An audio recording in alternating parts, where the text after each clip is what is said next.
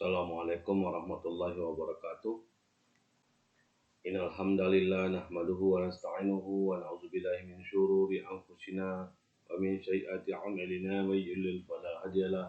Asyhadu an la ilaha illallah wahdahu la syarikalah wa asyhadu anna Muhammadan abduhu wa rasuluhu la nabiyya ba'da. Alhamdulillah, pada kesempatan yang berbahagia ini kita masih bisa bertemu kembali dalam pembelajaran daring di SMA Negeri 10 Bandar Lampung. Semua ini tidak bisa kita lakukan kecuali atas izin dari Allah Subhanahu wa Ta'ala. Salawat beserta salam semoga tercurah kepada junjungan kita Nabi besar Muhammad Sallallahu Alaihi Wasallam. Semoga nanti di yaumil qiyamah kita diakui sebagai umatnya dan mendapat syafaatnya sehingga kita sama-sama berkumpul jannahnya. Untuk pembelajaran daring kali ini kita masuk kepada bab 4, yaitu iman kepada Rasul Allah Subhanahu wa Ta'ala.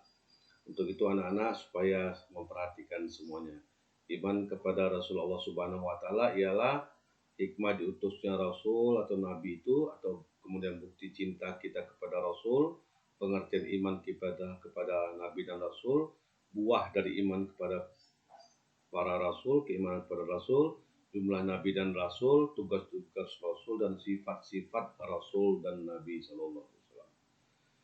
Pengertian iman kepada Nabi dan Rasul. Pertama, rukun iman yang keempat. Yang kedua, meyakini sebagai orang yang terpilih, menerima wahyu dan menyampaikan kepada seluruh umat manusia. Nabi dalam bahasa Arab Noba, Rasul dalam bahasa Arab Irsal. Kandungan arti iman kepada Rasul. Iman kepada Rasul itu mengandung, pertama, mengimani bahwa Allah Subhanahu wa Ta'ala benar-benar mengutus para Nabi dan Rasul. Yang kedua, mengimani nama-nama Nabi dan Rasul yang kita ketahui. Yang ketiga, membenarkan berita-berita yang sahih dari para Nabi dan Rasul. Yang selanjutnya, mengamalkan syariat Nabi.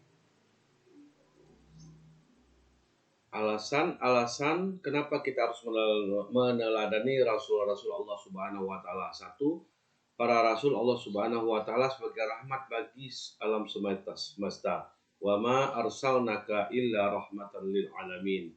Artinya, kami tidak mengutus engkau wahai Muhammad sallallahu alaihi wasallam melainkan sebagai rahmat bagi seluruh manusia. Quran surah Al-Anbiya ayat 107.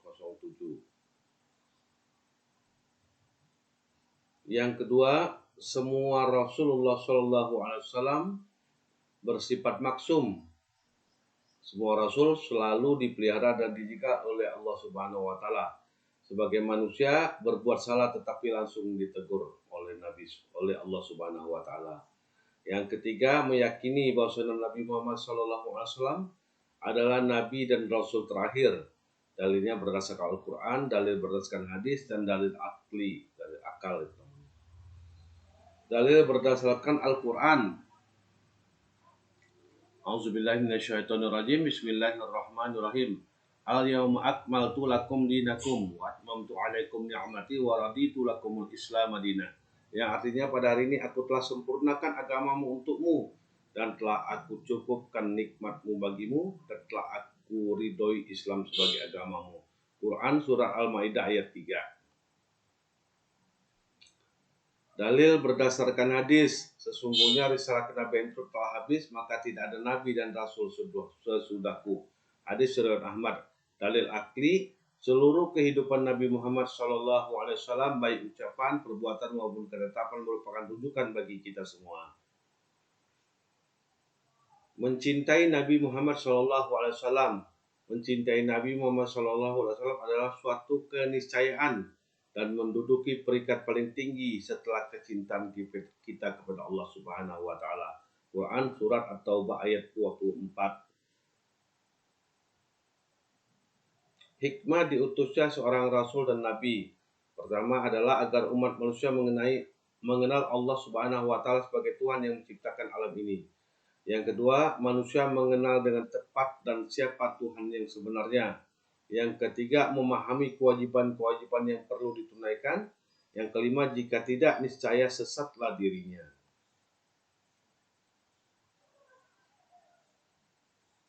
Jumlah nabi dan rasul. Hadis dari Abu Dzar radhiyallahu anhu, ia bertanya, wahai Rasulullah, berapa tepatnya jumlah para nabi? Nabi Shallallahu Alaihi Wasallam jawab 124.000 orang. Dan berapa jumlah Rasul? Nabi Shallallahu Alaihi Wasallam jawab 315 orang. Suatu jumlah yang sangat besar. Hadis riwayat Ahmad. Al-Quran surah Al-Mu'min ayat 48. Walaqad arsalna rasulun min qablika minhum min fatna alaihika fasasna alaika wasifna man lam taksus alaika. Kemudian sifat-sifat Rasul dan Nabi. Sifatnya pertama adalah sidik, benar. Apa yang disabdakan oleh Rasul dan Nabi adalah benar dan dibenarkan kata-katanya. Yang kedua adalah amanah, dapat dipercaya, melaksanakan hukum-hukum Allah sesuai subhanahu wa ta'ala dengan benar dan tepat. Tabligh menyampaikan, artinya menyampaikan apa yang diwahyukan oleh Allah subhanahu wa ta'ala. Fatona adalah pandai dan bijaksana, atau maksudnya adalah memahami perintah-perintah Allah subhanahu wa ta'ala dengan benar dan dengan bijaksana menghadapi penentang-penentangnya. Tugas para rasul, satu, mentauhidkan, mengajarkan tauhid. Yang kedua, mengajarkan cara beribadah kepada Allah subhanahu wa ta'ala. Yang ketiga, menjelaskan hukum-hukum dan batasan-batasan bagi umatnya. Yang keempat, memberikan contoh kepada umatnya. Kelima, menyampaikan kepada umatnya tentang berita-berita gaib. Yang keenam, memberikan kabar gembira. Yang tujuh, memperbaiki jiwa manusia dan mensucikannya. Yang delapan, meluruskan pemikiran dan akidah yang menyimpang. Bukti-bukti cinta kepada Rasul. Satu, beribadah sesuai dengan contoh yang dilaksanakan Rasulullah SAW. Yang kedua, berpakaian yang sesuai dengan tuntunan Rasulullah SAW. Yang ketiga, makan sesuai yang dicontohkan oleh Rasulullah SAW. Yang keempat, menjalankan kehidupan berkeluarga. Yang kelima, mendahulukan kepentingan yang umat. Yang keenam, mengabdikan diri dalam kehidupan bermasyarakat. Buah keimanan kita kepada Rasul. Pertama, mengetahui rahmat serta perhatian Allah Subhanahu wa taala. Yang kedua, mensyukur nikmat Allah Subhanahu wa taala. Yang selanjutnya, mencintai para rasul, mengagungkannya serta memujinya.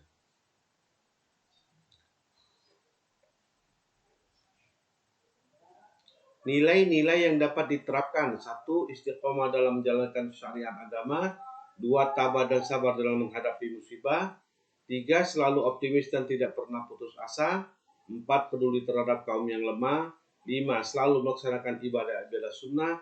Enam, tidak membeda-bedakan para rasul Allah Subhanahu wa taala. Tujuh, meyakini isi kitab-kitab yang dibawa oleh para rasul. Delapan, meyakini para rasul memiliki sifat-sifat terpuji. Sembilan, menjadikan rasul sebagai suri tauladan. Selanjutnya ada tugas ke-6, kemarin tugas ke-5, ini ada tugas ke-6. Ini untuk minggu depan dan minggu depannya lagi itu untuk tugas ke-7. Mudah-mudahan nanti kita bisa sama-sama berdoa supaya COVID Corona ini bisa segera pergi dari negara kita ini, dari dunia ini, sehingga kita nanti bisa melaksanakan pembelajaran seperti biasa tatap muka. Demikian, terima kasih. Wallahul muwaffiq ila aqwamit thoriq. Wassalamualaikum warahmatullahi wabarakatuh.